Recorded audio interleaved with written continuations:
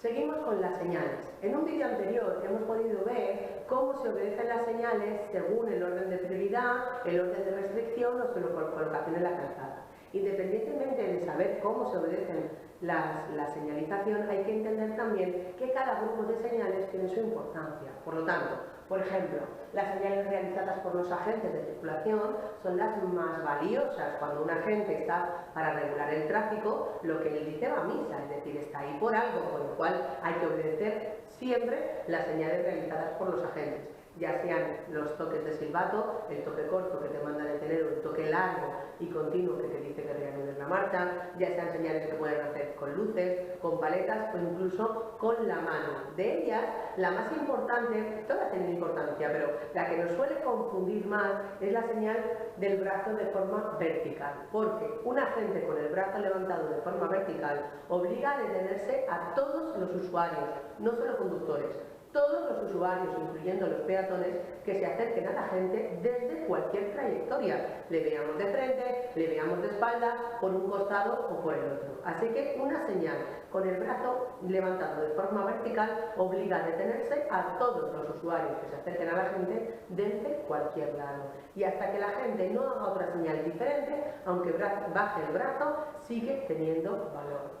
Evidentemente los agentes hacen más señales, hay señales que realizan en moto, que realizan en coche para mandar detener o a varios o a uno exclusivamente, ¿vale? O para cerrar una calzada en movimiento o volverla a abrir. Lógicamente esto hay que estudiarlo, ¿no? Que ya veremos, iremos viendo más adelante.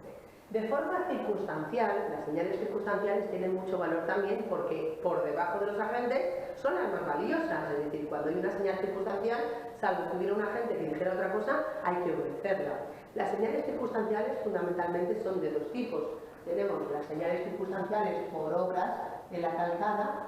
Cuando una calzada está en obras, una zona está en obras, necesita una nueva señalización, nuevos repartos de carriles, anchura, velocidad, estrechamiento, es decir, hay muchos problemas que se ocasionan en una zona de obras, con lo cual la señalización que se ajuste realmente a esa circunstancia particular es muy importante.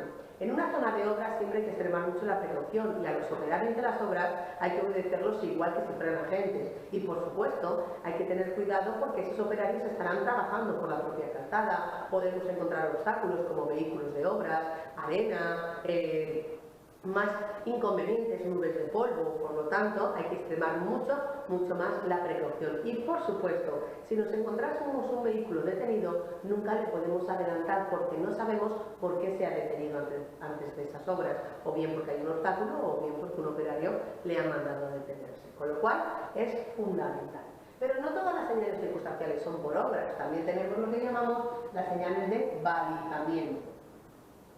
Las señales de balizamiento, balizar significa delimitar, sirven de una manera u otra para marcar límites, bien para guiarnos, como en el caso de las curvas, los paneles que se superponen para indicar la presencia de una curva, el sentido de esa curva y el grado de peligrosidad que tiene, o bien para prohibir el paso, como los conos de forma longitudinal, marcando una línea que no se puede atravesar, o las barreras que se ponen para cortar una calle, por ejemplo. Es decir, que de una manera o de otra se trata de poner límites. Balizar es delimitar, marcar el principio el fin de la calzada y el comienzo del arcén, por ejemplo, la presencia de una curva, como os decía, o cualquier otro lugar que merezca la pena marcar esos límites, bien para guiarnos o bien para prohibirnos. Por lo tanto, las señales circunstanciales, cuando las vemos en la vía, tienen mucho valor porque son las que realmente ahora mismo se ajustan a esa circunstancia particular. Muchas de ellas tienen ese carácter temporal, en un momento en concreto, pero otras podemos encontrarlas de forma fija. Por debajo de las señales circunstanciales nos encontramos los semáforos redondos. Los semáforos redondos y de color rojo, verde y amarillo son los semáforos de los vehículos en general, los semáforos de prioridad. Porque existen otros semáforos que son cuadrados, son semáforos de carril que se colocan de lado a lado en la calzada, que son solamente semáforos informativos que nos indican si el carril está abierto o cerrado, si podemos circular por él o no, pero no exime de que haya que cumplir un stop, de que haya que cumplir un ceda al paso, y no son semáforos de prioridad.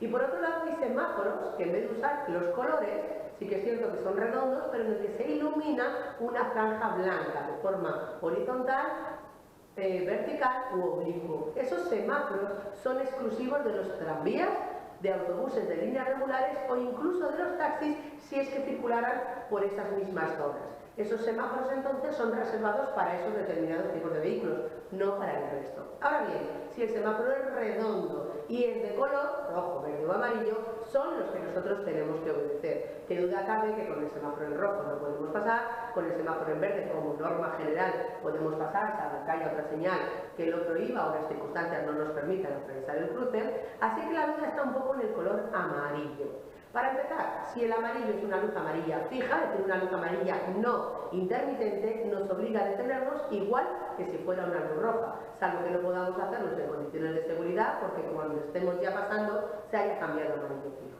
Pero si no, debemos detenernos. Nada de acelerar para pasar antes de que se cambie a rojo. Ahora bien, la luz amarilla intermitente se tira parpadeando un buen rato, es decir, que no te obliga a detenerte salvo que hubiera otro usuario que quiera pasar, ya sean otros vehículos o sean en muchos casos peatones. Con lo cual, con la luz amarilla no intermitente me tengo que detener igual que si fuera rojo, mientras que con la luz amarilla intermitente puedo pasar, pero con precaución, cediendo el paso, y si hubiera otras señales las tendría que obedecer, como stop, etcétera.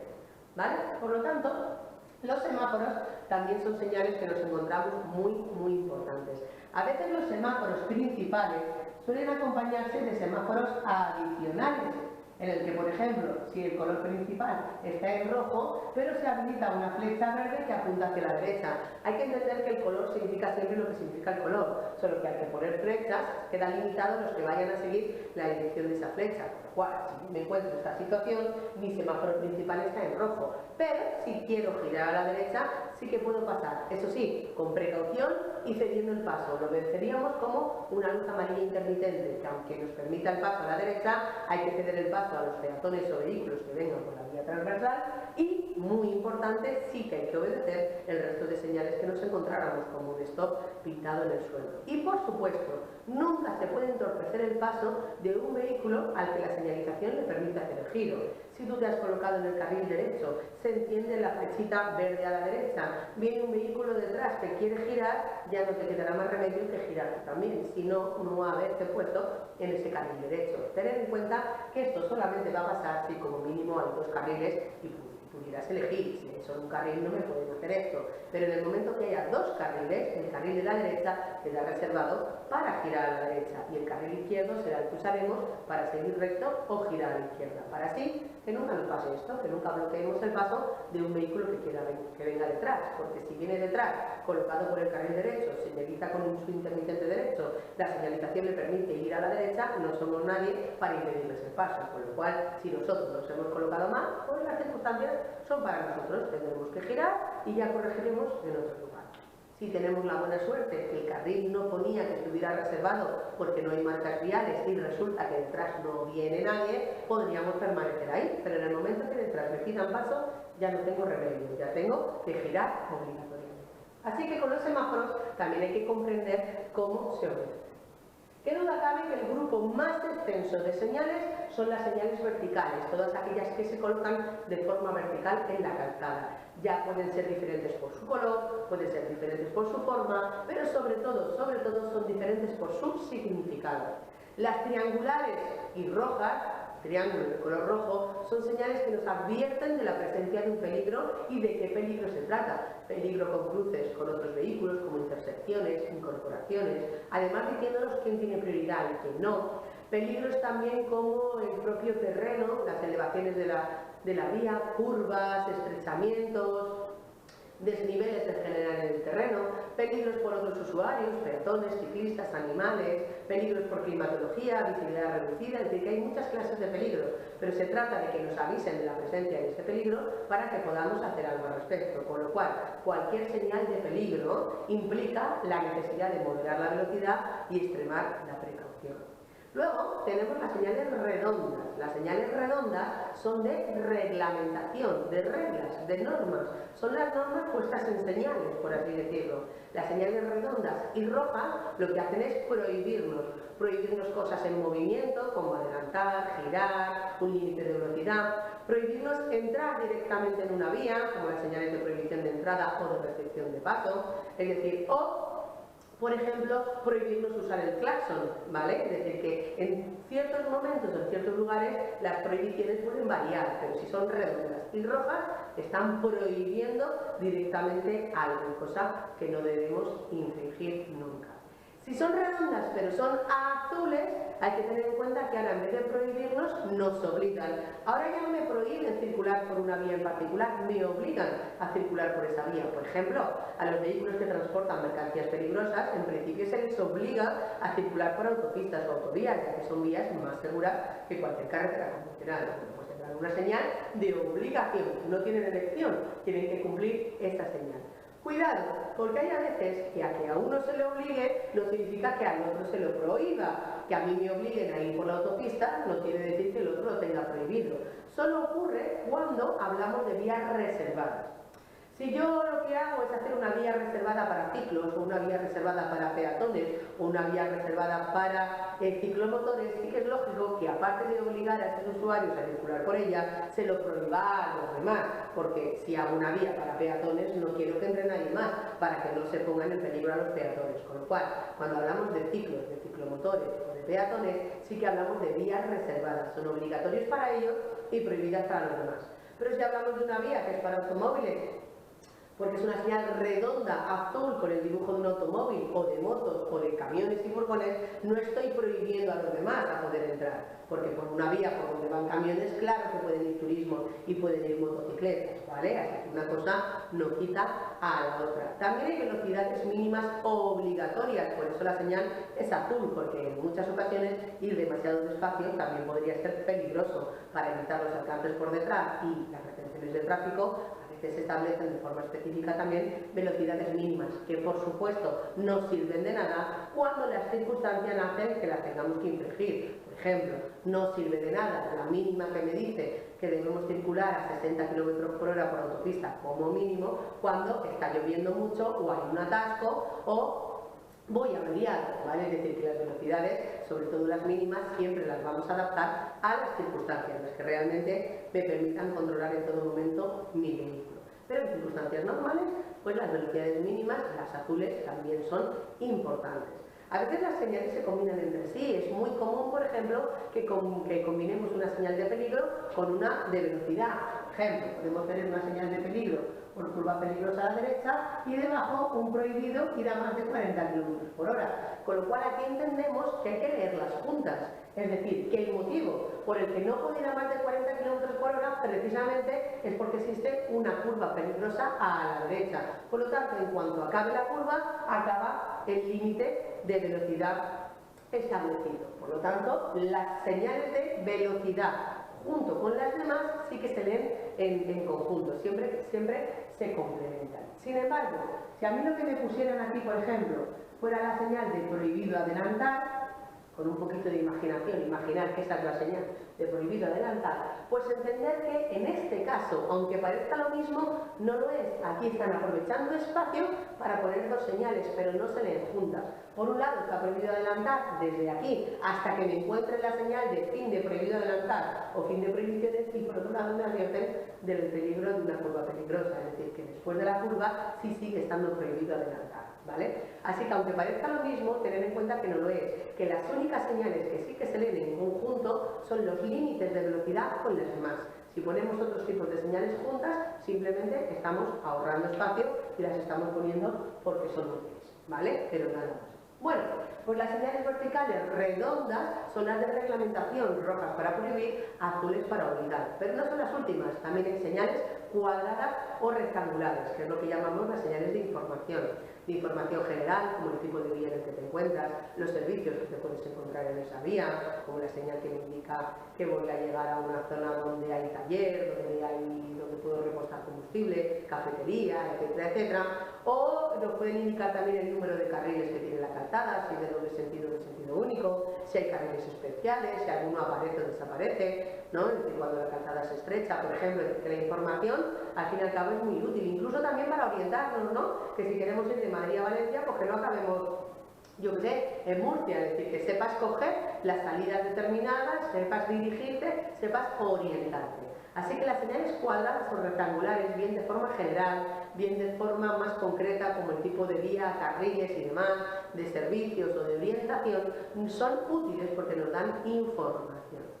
Rectangulares, redondas o triangulares, rojas o azules, son todas las señales verticales que nos vamos a encontrar, con lo cual hay que aprender a comprenderlas, no solo cómo se llama la señal, sino saber lo que implica, colocada en la calzada, puesta en la vía, realmente qué es lo que hay que tener en cuenta con esa señal. Y las últimas son las marcas viales. Cuidado, porque muchas veces yo pregunto, ¿veis alguna señal en esta vía? Y con mucha frecuencia me dicen, no hay señales, porque estamos buscando señales verticales o semáforos. Pero cuidado, que muchas veces lo único que tenemos para poder regular el tráfico en muchas ocasiones son marcas viales, lo que hay pintado en el suelo. Por ejemplo, aquí aparece una de las marcas viales más importantes que tenemos, la línea continua. Una línea continua se pone sobre todo para separar sentidos de circulación en tramos donde hay peligro. Mira, si es una recta larga con buena visibilidad y no hay peligro, la línea no es continua, la línea es discontinua, para que te puedas cambiar de carril para hacer alguna maniobra como adelantar, por ejemplo. Ahora, en el momento que llegamos a curvas de velocidad reducida, a cambios de rasante, a zonas muy estrechas, la línea va a volverse continua, porque implica el peligro de atravesarla. Solo hay dos excepciones fundamentales donde podríamos atravesar una línea continua. La primera es para adelantar a ciclistas, ciclomotores, vehículos de tracción animal o cruzarlos con peatones o animales cuando van por el aceno o la calzada. Por esto de dejar el 1,5 metros nos obligan a pisar la línea, aunque sea continua, porque tampoco nos va a llevar mucho tiempo y siempre que veamos bien que no viene nadie de frente, para asegurarnos de que nos separamos lo suficiente.